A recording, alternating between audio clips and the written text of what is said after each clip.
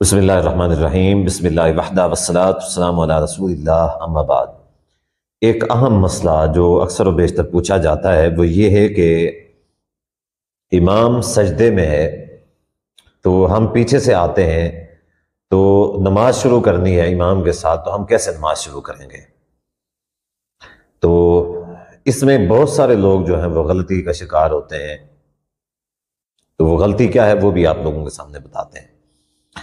اس کا جو طریقہ کار ہے کہ امام کسی بھی حالت میں ہے، کوئی بھی شخص جب یعنی کہ آتا ہے نماز کے لیے اور جماعت کھڑی ہے، امام رکوع میں ہے، سجدے میں ہے، تشہد میں ہے، جس بھی حالت میں ہے تو اس کا ایک ہی طریقہ ہے نماز شروع کرنے کا۔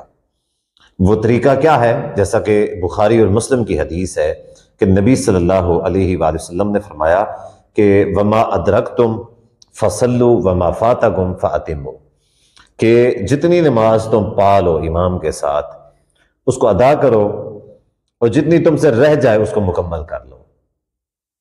یعنی کہ اس سے حافظ ابن حجر العسقلانی رحمہ اللہ نے فتح الباری کے اندر اس سے یہ استدلال کیا ہے، بلکہ یہ فرمایا ہے کہ استدل به ایضا علی استحباب الدخول مع الامام فی ای حالت وجد علیہ۔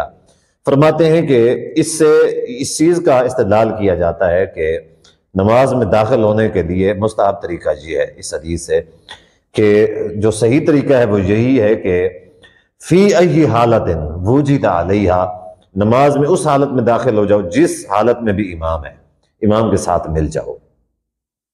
یعنی کہ امام اگر رکوع میں ہے تو آپ نے رکوع میں چلے جانا ہے، امام سجدے میں ہے، سجدے میں چلے جانا ہے، امام تشہد میں ہے، تشہد میں چلے جانا ہے۔ مثال کے طور پہ امام اگر سجدے میں ہے تو آپ پیچھے سے آتے ہیں، آپ نے نماز شروع کرنی ہے، تکبیر تحریمہ کہنا لازمی ہے، تکبیر تحریمہ لازمی ہے۔ اب آپ سب سے پہلے کیا کہیں گے؟ وہاں پہ کھڑے ہوں گے نماز کے لیے ساتھ، اور سب سے پہلے اللہ اکبر کہہ کے ہاتھ اٹھائیں گے۔ اب یہ نماز میں داخل ہونے کے لیے تکبیر تحریمہ جو ہے یہ لازم ہے۔ آپ نے ہاتھ بلند کیے اور اللہ اکبر کہا۔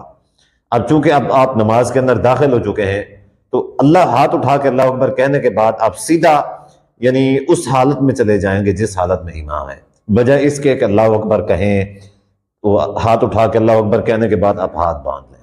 ہاتھ باندھنا کوئی ضروری نہیں ہے، بلکہ ہاتھ نہیں باندھنے چاہیے۔ اگر امام قیام میں نہیں ہے، کسی اور حالت میں ہے تو ہاتھ نہیں باندھنے چاہیے، کیونکہ ہاتھ باندھنے کا تعلق قیام کے ساتھ ہے، ہاتھ باندھنے کا تعلق قیام کے ساتھ ہے، سجدے کے ساتھ، رکوع کے ساتھ یا ایسی کسی چیز کے ساتھ نہیں ہے۔ تو یہ اہم غلطی ہے جو اکثر و بیشتر لوگ کرتے ہیں، اور وہ یہی کرتے ہیں کہ امام اگر مثال کے طور پہ رکوع میں ہے، سجدے میں ہے، تو کیا کرتے ہیں؟ اللہ اکبر کہہ کے ہاتھ باندھتے ہیں، پھر جو ہے نا سجدے میں جاتے ہیں۔ تو ہاتھ باندھنے کا تعلق جو ہے وہ قیام کے ساتھ ہے۔ تو امام صاحب اگر یعنی کہ سجدے میں ہے، رکوع میں ہے، تو ہاتھ باندھنا نہیں چاہیے، تکبیر تحریمہ کہیں، ہاتھ بلند کریں جو اس کے لیے ضروری ہے تکبیر تحریمہ کے لیے، جو اس کا طریقہ ہے رفع الیدین کرنا، رفع الیدین کریں۔ اس کے بعد یہ ہے کہ امام جس حالت میں ہے اسی حالت میں آپ بھی شامل ہو جائیں۔